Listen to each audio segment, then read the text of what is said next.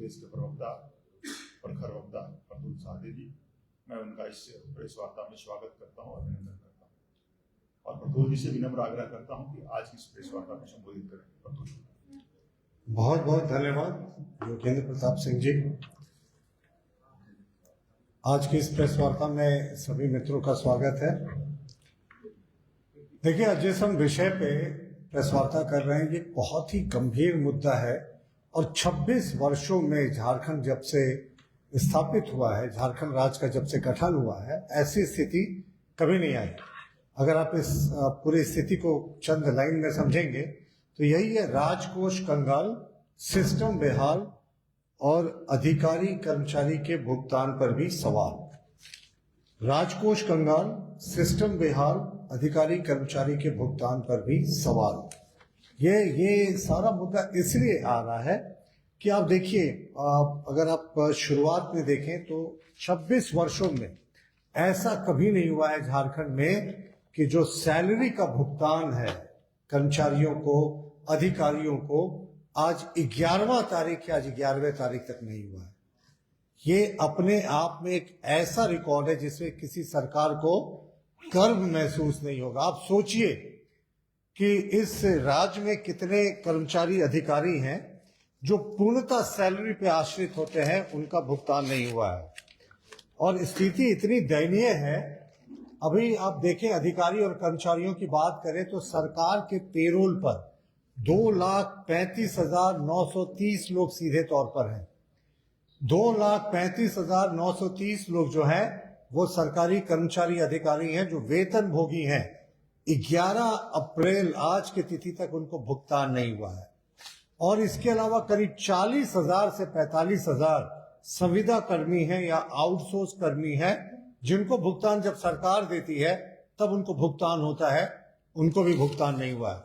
ये बहुत ही चौंकाने वाली और बहुत ही विस्मित कर देने वाली स्थिति है।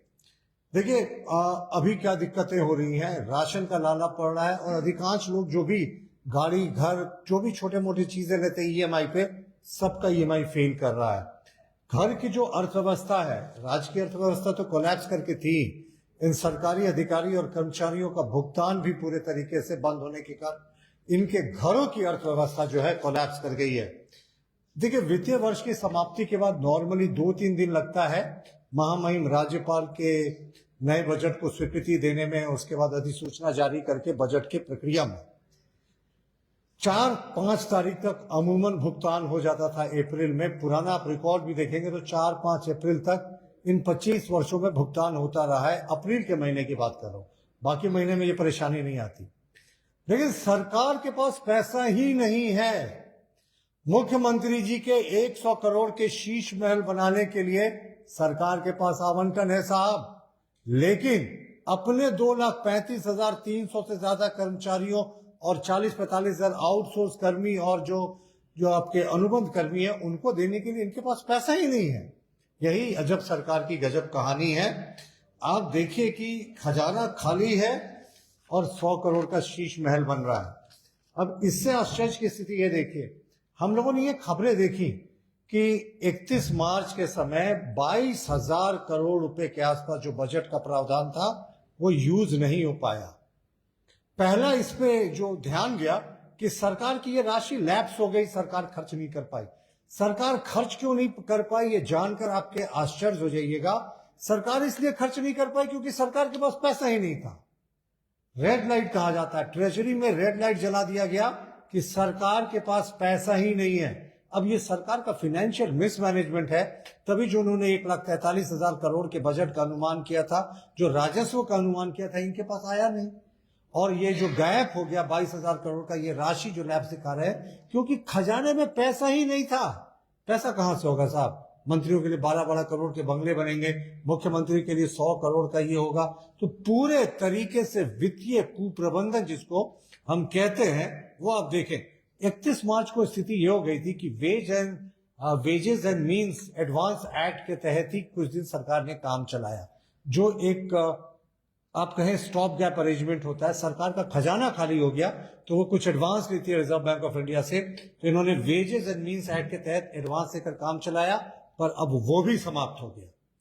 सबसे जो इसमें दुखद पहलू है, अब हमारी खबरों में ये बात आ रही है, सरकार एडवांस का इंतजार कर रही है, कहीं से एडवांस आए, नहीं तो ये कर्ज लेकर यहां के अपने अधिकारी और कर्मचारियों का वेतन देगी। हिमाचल प्रदेश में भी एक बार ऐसी विकट स्थिति आई थी कांग्रेस का शासनकाल में। आप सोच सकते हैं कि जहां इनकी सरकारें होती हैं कितना फाइनेंशियल मिसमैनेजमेंट है। और देखिए, सिर्फ इसमें सरकार में 33 में से 32 विभाग को पैसा नहीं मिला है। कैबिनेट के तहत आने वाले कैबिनेट कोऑर्डिनेशन विभाग में सिर्फ एक कैबिनेट कोऑर्डिनेशन विभाग होता है जिसने थोड़ा सा अपना पैसा निकाल लिया। बाकी 32 डिपार्टमेंट, जिसमें होम है, फूड एंड सिविक सप्लाई है, हाउसिंग है, जिसमें जितने बेसिक नीड वाले डिपार्टमेंट्स हैं, किसी में पैसा नहीं गया। और मैं पहले भी बता चुका हूं कि कितने लाख कर्मचारियों को पैसा नहीं मिल रहा है। वो तो केंद्र सरकार ने इनको थोड़ी राहत दी। हमेशा कहते हैं केंद्र सरकार से मदद नहीं मिलती है। 31 मार्च की तिथि के डेडलाइन समाप्त होने से पहले 2300 करोड़ रुपए ग्रामीण विकास विभाग और पंचायती राज को केंद्र सरकार ने दिया, जो चुनाव नहीं कराने के कारण रुका हुआ था, और 392 करोड़ नगर विकास विभाग को दिया। तो अब आप सोच सकते हैं कि वित्तीय व्यवस्था कितनी कोलैप्स कर गई है कि सरकार के पास अपने जो लाखों कर्मचारी अधिकारी हैं उनको देने के लिए पैसे नहीं है। इन अधिकारी कर्मचारियों की संख्या कम नहीं है, 2,35,930 लोग सीधे सरकार के पेरोल पर हैं, और 40-45 हजार अनुबंध कर्मी हैं, और उतनी ही संख्या में आउटसोर्स एम्प्लॉइज हैं। इनको अभी तक पैसा नहीं मिला है। और सरकार दुखद स्थिति है कि कर्ज लेके पैसा दे रही है। मुख्यमंत्री जी 100 करोड़ के शीश महल के फंड को अगर इधर के लिए छोड़ देते तो कम से कम थोड़े देर के लिए राहत हो जाती। और देखिए, एक और जो अभी ट्रेजरी घोटाला चल रहा है, इसमें सरकार ने सीआईडी जांच के आदेश दिए। साहब, यह हास्यास्पद है, हम इसका विरोध करते हैं। सीआईडी से आप क्यों जांच करवा रहे हैं? आपको पता है, जो जिलों में ड्रॉइंग एंड डिसबर्सिंग ऑफिसर होते हैं, डीडीओ, यानी डीडीओ जो भी होते हैं वो या तो एएसपी स्तर के होते हैं, और जिले में अगर एएसपी नहीं है तो डीएसपी स्तर के होते हैं। और सीआईडी में कौन लोग होते हैं साहब? वही डीएसपी, वही इंस्पेक्टर्स, और जो पुलिस से प्रतिनियुक्ति पर अधिकांश लोग आए रहते हैं। तो अब अपने ही पुलिस कर्मियों से दूसरे पुलिसकर्मी जो सीआईडी डिपार्टमेंट में, उनकी जांच करा रहे हैं।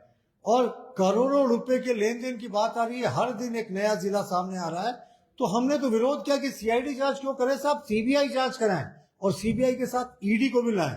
क्योंकि ये जो करोड़ों रुपए की बातें आ रही हैं, अभी 30-40 करोड़ का आकलन हो रहा है। पता नहीं, शायद अंतिम समय जो आंकड़े आएंगे इस घोटाले की पूरी जांच के बाद, तो शायद वो बड़े बड़े देश के घोटालों को पीछे छोड़ देगा, ऐसी हमारी आशंका है। ईश्वर करे हमारी आशंका गलत साबित हो। लेकिन अब ईडी को भी इन्वॉल्व होना चाहिए। राज्य सरकार को सीबीआई और ईडी को इसको रिकमेंड करना चाहिए, क्योंकि कई राज्यों से इसके तार जुड़े होने की बातें आ रही हैं।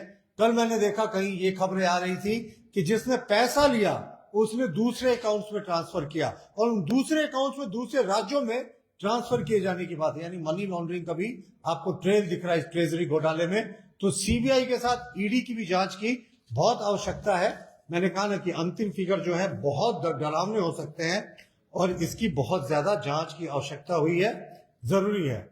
लेकिन जो आज का जो सबसे मार्मिक विषय था, मार्मिक मैं इसलिए कह रहा हूं कि 2,35,000 से ज्यादा जो सरकारी अधिकारी कर्मचारी हैं, उसमें क्लास 1 के अफसर भी हैं, क्लास 4 के भी कर्मचारी हैं, और जो 40-45 हजार अनुबंध कर्मी हैं, आउटसोर्स कर्मी हैं, उनका वेतन रुका हुआ है। और जो पूर्णतः वेतन पर आश्रित होता है, कभी उनसे पूछ कर देखिए साहब, 11 दिन अगर किसी का वेतन नहीं मिलता है तो किस तरीके की उसको प्रॉब्लम का सामना करना पड़ता है। पूरे तरीके से फाइनेंशियल मिसमैनेजमेंट है, या ये कहना अतिशयोक्ति नहीं होगा कि जो यहाँ का वित्तीय प्रबंधन है वो पूरे तरीके से बैठ गया है, कोलैप्स कर गया है। और सरकार कर्ज लेके जब अपने अधिकारियों और कर्मचारियों को वेतन देने की सोचे, या कहीं से एडवांस का पैसा आने की सोचे, तो आप समझिए कि स्थिति विकट है, पानी सर के ऊपर चला गया। धन्यवाद।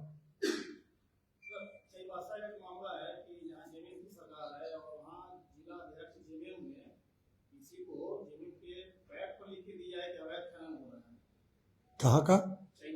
आयरन हो, जहाँ मैंने भी उस प्रेस विज्ञप्ति को देखा है। वो कहावत है ना, 900 चूहे खाकर बिल्ली चली हज करने, तो कुछ इसी तरीके का जेएमएम नेता कर रहे हैं। अब साहब, वहां आयरन ओर का इलीगल ट्रांसपोर्टेशन हो रहा है, और पूरा जो लैंड का एरिया है वो पुलिस के कंट्रोल में है। जेएमएम की सरकार है साहब, पुलिस उनके कंट्रोल में है, उसके बाद आयरन ओर की माइनिंग की, वो इलीगल माइनिंग की शिकायत कर रहे हैं। अपने ही सरकार के खिलाफ वो एक दिखावटी कर रहे हैं, नाटक कर रहे हैं। ये नहीं होता उल्टा चोर कोतवाल को डांटे, तो एक माहौल तैयार करने की कोशिश कर रहे हैं। अगर इसकी जांच हो, गहन जांच हो, साहब नेशनल मिनरल वेल्थ का ये लूट है, तो इसमें जेएमएम नेताओं की ही संलिप्तता निकलेगी स्थानीय। धन्यवाद।